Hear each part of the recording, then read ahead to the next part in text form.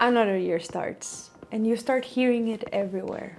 This year, I'll really do things differently. This year, I'll change things for the better. This is my year. It comes from everywhere, from your family, from strangers, even from yourself, usually during the quiet hours of 3 a.m. You can't really escape it, this collective rush of thousands and thousands of people deciding this will be my year. And every January, when I open YouTube, I see the same video pop up again and again. The I quit my corporate job to pursue my dreams full-time video. I love watching those. They're exciting, they're brave, they make you feel like maybe you can do those things too. But as much as I admire those stories, I've also noticed something. In most cases, people quit their jobs to follow their dreams, especially because they hate their jobs, because their jobs is what's stepping in the way of them following their dreams full time. And this is where my story is a little different. I am one of the lucky ones that actually loves her job. I love the place I work at, I love the people I work with, I'm passionate about what I do, and I've worked really hard to get to the point where I'm at. I'm genuinely happy there. But even still, I just can't seem to shake this feeling that I also want to pursue my other dreams as well. So this year, I'm choosing to believe that quitting your job is not the only way you can go after your dreams seriously. Because if you're only allowed to follow your dreams fully once you quit, then what about the rest of us? What about the people like me who luckily happen to love their jobs and don't want to quit, but still want to pursue their dreams? Or what about the other people that hate their jobs but cannot quit because they have other responsibilities, they need the income or the health insurance? Does that mean that we're not allowed to want more? Does it mean that we need to choose between being responsible and living our lives fully? Because that doesn't sit right with me. When I imagine myself talking to a close friend, let's say someone that can't quit their job for whatever reason, and they're telling me that they want to pursue their passions or their other dreams, I would never tell them to give that up. I would tell them to try. I would say that it might take a bit longer, and the path might look a bit different. But the thing is, dreams don't usually fit neatly into our lives. We have to make space for them.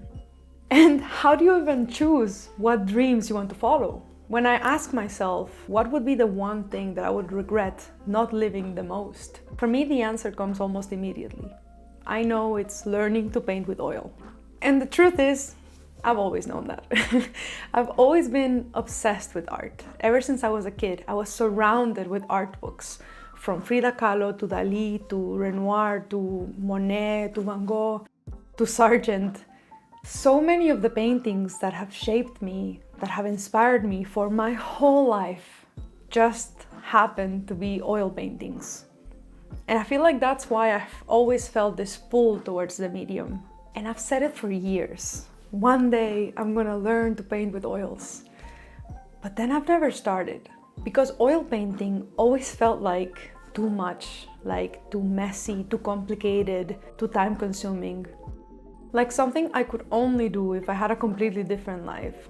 So even though this has been one of my biggest art dreams, I just kept putting it off. But standing here at the beginning of another year, I am just done putting it off. I want to follow my dreams. I want to live my life fully. And I want to keep my job. So once I decided that I was gonna do this, my next obvious question is, okay, but how? Because for the longest time I had this preconception that the only way that I could ever learn how to oil paint was by going to art school. That's where I would learn to paint like the masters, the old way, in those big studios with live models, surrounded by other people that loved it as much as I did. But that just doesn't match my life right now. I cannot just go to art school now. I have a full-time job that I really like. I have limited time, limited resources, and limited energy. And for a long time, I just kept telling myself, well, maybe one day, but right now is not the right time. But recently I realized something. No one is stopping me from learning. I feel like I've been so caught up in waiting for someone to teach me that I forgot that I can teach myself. I can shape what I learn around the time that I actually have. I can also build my own curriculum that fits my life exactly as it is right now, without having to wait for a different one. And this journey shouldn't be about perfection or about mastery. But by the end of this year, I want to be at a point in which I really understand oil painting. I want to feel comfortable when painting, and I want to eventually get to a point where I can create my own original art. But all of that, telling my own stories, finding my own voice, that will come later. For now, I want to set a simple goal that I know I can achieve this year. And that simple goal is I want to finish the year with a real understanding of how oil painting works. I don't just want to learn how to copy the masters. I want to know what I'm doing and why I'm doing it. And the only way I know how to get there would be to build a very strong foundation. So instead of practicing everything everywhere all at once, I want to make sure to narrow down my focus, and I want to choose one skill at a time and really stick with it, obsess over it. I want to do the kind of practice that I would probably be forced to do if I would go to art school. So not just the fun stuff, but also the more boring fundamentals. So I started to look into how oil painting is traditionally taught, just to give myself a little bit of a starting point, because the truth is, I didn't know where to start. Oil painting is quite overwhelming and confusing. And something really surprised me. In all of the art school curriculums I saw for learning how to oil paint, you actually don't touch oils for almost halfway through your whole studies. Everything starts with drawing. And the more I looked into it, the more it made sense for me, because drawing is where you start really understanding structure, proportions, and most importantly, values. And according to every oil painting curriculum that I found, values are what really make or break your painting. So before I complicate my life and start worrying about color, I want to make sure that I truly understand values. And that's where our journey will start, with drawing as a foundation of painting. I also want to have more of a focus on portraits, just because that's what interests me the most, and I'm the one who's making my own curriculum, so I can do what interests me, and that's portraits. And I also happen to have this book, which my husband gifted me, and it has over 150 drawings by Sargent in charcoal. So I will be using this as my main reference for my drawing classes. So that means a lot of drawing, a lot of repetition, and that's a good thing. Because this type of targeted repetition is what's actually going to help me build that toolkit that I can rely on in the future. From there, I want to bring the same principles into painting, but I want to start simple, with monochromatic paintings, painting in black and white and focusing only in the light and shadows. And my plan is that these two first modules, where I'm going to tackle drawing as a foundation of painting and the value studies in oil painting, take around half of my year. Because I just really want to make sure that I put enough effort and time into understanding values before I move on to color. And eventually I will move on to color, but again, I'll start very simple with a limited palette. I want to make sure that I understand how to mix color, how color changes when it interacts with light, how color can affect the feeling of a whole painting.